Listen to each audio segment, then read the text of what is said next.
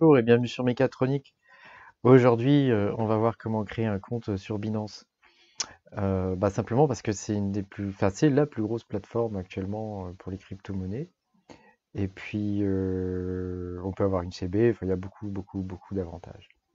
Alors, euh, on va déjà se rendre sur le site de Binance et puis on va créer un compte. Allons-y, c'est parti. Donc là, déjà, on se rend sur le site de Binance. Voilà, hop. On clique sur le bouton de connexion, hein, créer un compte.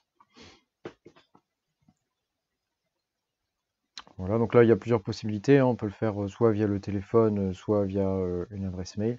Donc nous là, on va le faire via l'adresse mail, hein, parce que c'est plus pratique pour la démo.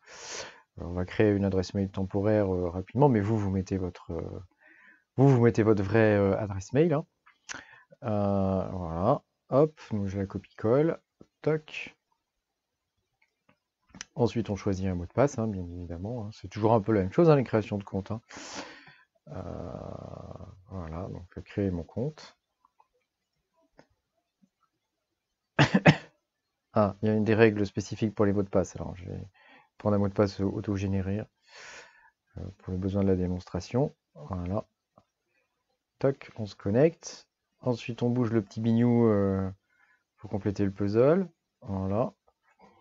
Et ensuite, il va nous demander de vérifier le compte. Donc, on va aller sur l'adresse mail. On va récupérer le code qu'il nous envoie. Donc, on peut le copier-coller. On peut copier-coller le code directement, hein. Il n'y a pas besoin de le réécrire, hein.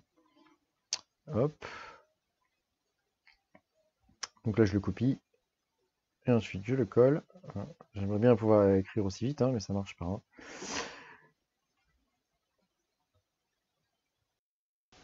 Voilà, donc ensuite, on va régler les différents paramètres de sécurité. Donc, vous pouvez choisir soit via le téléphone, soit avec Google Authenticator. Donc, moi, je vais prendre Google Authenticator, hein. C'est une méthode fiable et éprouvée qui permet de bien sécuriser les sites web. Vous pouvez aussi le faire par téléphone, hein, ça marche bien aussi, mais via SMS, ça reste quand même moins sécurisé, hein, ça transite en clair. Là, vous devez choisir soit dans l'Apple Store, soit dans le Google Play votre méthode de téléchargement pour l'application. Il va vous donner un code et vous devrez scanner ce code. Voilà. Donc on fait suivant. Voilà, donc là, une fois qu'on a installé l'application, on scanne le code. Et surtout, voilà, il vous donne ici un code. Là, il faut pas le perdre parce que ça permet de récupérer en fait son compte si jamais on venait à le paumer. Voilà. Ce qui peut arriver, hein, on ne sait jamais. Donc on le note sur un petit bout de papier et comme ça on est tranquille. Voilà.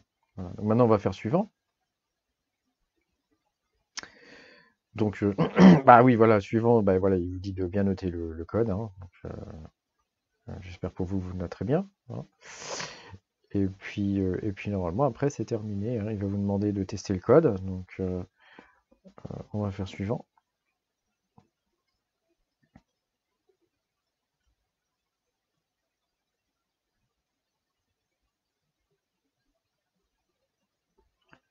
Voilà, donc là on fait envoyer le code.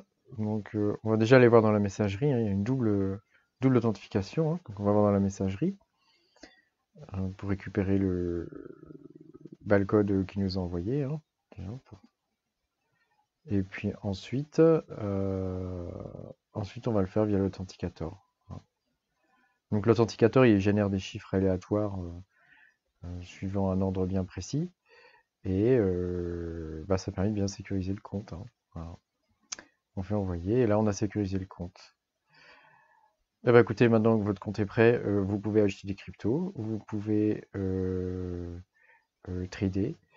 Par contre, faites attention, il y a une limite quand même de 2 BTC, donc 2 Bitcoin, hein.